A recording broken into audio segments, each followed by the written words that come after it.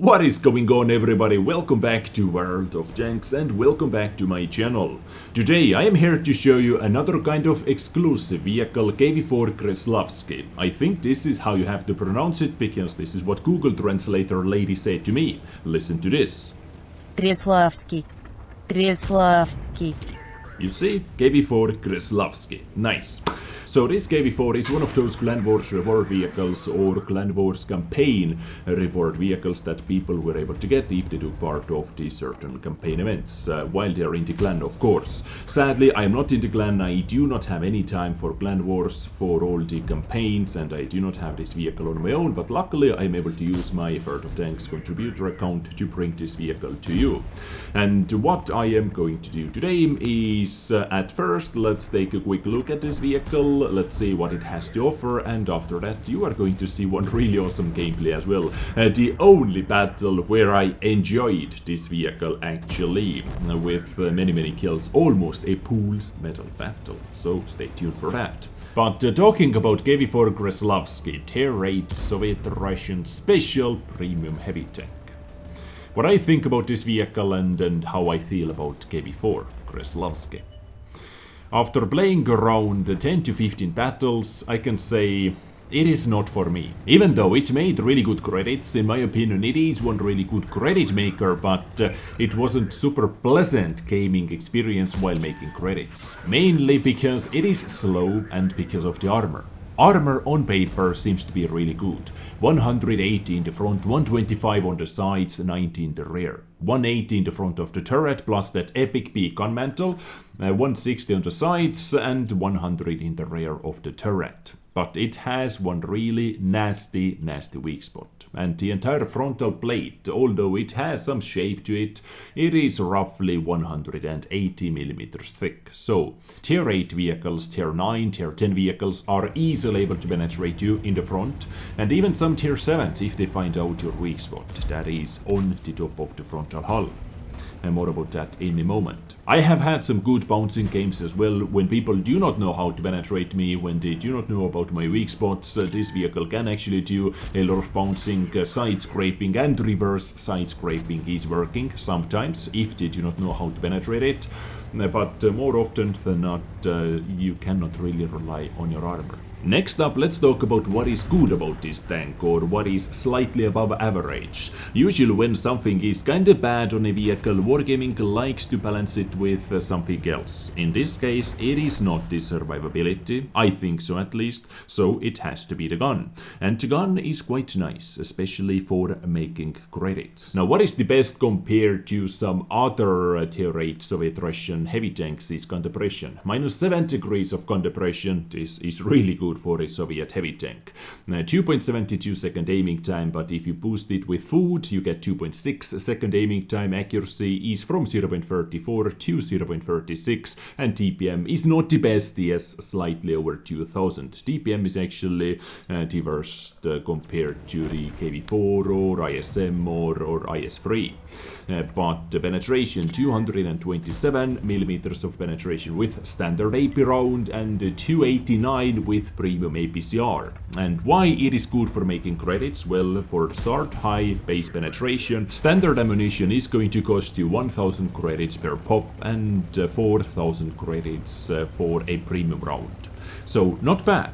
Mobility, once again, it has a really powerful engine, 1200 horsepower engine. It has close to 13 power to weight ratio, but soft stats, hidden stats, the rain resistance numbers are by far the worst. I do not want to bash this vehicle like 100%, I am simply talking about my personal opinion and what I think about this tank. I am trying to be honest over here. It has some good things, it has some bad things, but it doesn't have anything exceptionally awesome about it. Besides that, standard penetration, maybe. Accuracy, aiming time, they are all average, 2.6 second aiming time, 0.34 accuracy when you boost it to the max. they're all average at the best, not exceptionally awesome. And quickly compared to the KV-4 ISM and IS-3, DPM difference is over here. As you can see, ISM has a bit over 300 better damage per minute. Okay, it doesn't have the best penetration, but it has 390 alpha damage compared to the 320. And now, what is the best by a huge margin under the firepower is ammunition capacity, and this is the reason why you see a really weird ammunition loadout on my KV-4 Kreslavskiy as well in the battles, because I didn't even bother changing the stock ammunition loadout it came with. Now, raw gun handling values are of course better than on ISM and on IS-3, because those guys, they have a bit higher alpha damage, but still moving accuracy, tank traverse accuracy, turret traverse accuracy are a bit better on ISM and on IS-3. So still, hidden stats are better on the other vehicles. Gun depression, as I mentioned before, is the key difference under the gun handling. Now, mobility. Yes, on paper it has kinda okay power to weight ratio compared to the other guys, but the rain resistance numbers, once again soft, aka hidden stats, are diverse. And armor, we talked about that, but let me quickly show you the armor profile as well. Here it is. So 180 millimeters frontal armor goes down to 160 because of that stupid big upper plate thingy, or however it is. It is like KV-5's weak spot in the front of the vehicle that is screaming, please shoot me, please shoot me. And the frontal flat plate angle, how you want it, you can get around 180. So this is where that 180 millimeters comes from. It is not super nicely angled, and other KV-4s are able to penetrate it quite easily. Well, Tier 7s, Tier 6 vehicles are able to penetrate this part quite easily. But maybe the best way to use this armor is to reverse side scrape, so you do not have to reveal this humongous weak spot in the front of the vehicle. Maybe under angle like this, if you can hide your ass behind a corner, behind a house or whatever, so maybe you can do it like that. But you have to be careful seeing shots into your commander hatch, into your side cheeks or turret ring, because this is still penetrable. What was the angle actually, or what was the effective armor value? 180, yeah, 190. Okay, but it has quite a nice and thick gun mantle, really big gun mantle, I can say. Yep. So now let's take a look at the only battle, pretty much the only battle that I actually enjoyed, where I actually enjoyed playing with KV-4 Kreslavskiy. Because over here I was able to use my armor, people didn't penetrate me with every single shot, and my armor did actually quite nice work, because it is a 357 matchmaking. Yes. The only battle where I was top tier in 357 matchmaking, the only battle where I was able to see tier 6 vehicles. Now it feels like, or I'm pretty sure it feels like, that I have been bashing this vehicle from the start to finish, the entire episode. I really do not want to do that about any vehicles, any tanks in this game, but at the same time, if I am completely honest, if I'm sharing my opinion, my experience with it, I have to do it. There is no other way. Maybe because I really do not enjoy, I do not like slow heavy tanks that do not have anything else to offer other than being slow. I know that it is not the slowest vehicle in this game, I know that, but as I said, it doesn't have anything special to offer besides that, for me. It might be just my personal playstyle, my personal preference, but it is how it is. I am completely honest over here. So this battle was played on Minsk, tier 6 battle, 357 matchmaking. On the enemy side, they have 53 DP. And 53 DP is also a key vehicle winning this battle, together with D43, who is next to me. I really like what this guy is going to do at the end of the battle. But why enemy 53 DP is one of the key vehicles winning this battle is quite simple. This guy is AFK.